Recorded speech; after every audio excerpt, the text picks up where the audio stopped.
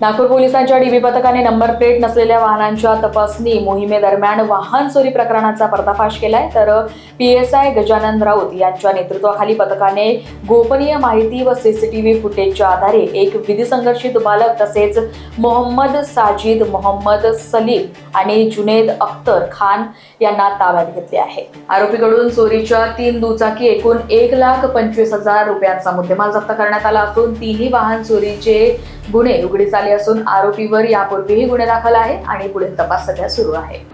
आमचे डीबी पथक PSI श्री राऊत साहेब आणि त्यांच्यासोबत प्रभात खंगाले, विशाल बैसारे, नितीन मिश्रा, ललित शेंडे आणि अविनाश गालवंशी हे पेट्रोलिंग करीत असताना त्यांना विदाऊट नंबर प्लेटच्या गाड्या चेक करत होते। त्यावरून त्यांना एक गाडी मिळून आली।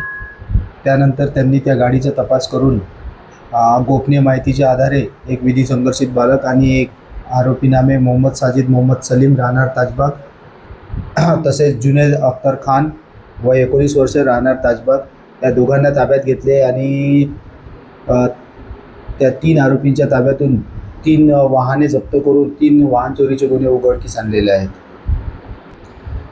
पकडलेले दोन्ही आरोपी जे ताजबागचे आहेत ते रेकॉर्डवरील गुन्हेगार आहेत। ताजबागला राहणारे आहेत, त्यांचा रेकॉर्ड आहे। डीबी पार्टी गजानन राऊत यांच्या नेतृत्वात पेट्रोलिंग करीत असताना त्यांना मिळालेली गोपनीय माहिती आणि विदाऊट नंबर प्लेट वाहनांच्या चेकिंग मोहिमेदरम्यान हे गुन्हे उघडकीस आलेले आहेत। एकूण 3 गाड्यांची किंमत 1,25,000 रुपयाचा मुद्देमाल जप्त करण्यात आलेला आहे।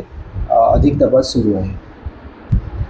चोरी करण्याचा उद्देश म्हणजे यांना जे दैनंदिन जीवनात जे शॉक लागलेले आहे ते शॉक पूर्ण करण्यासाठी हे आरोपी चोऱ्या करतात।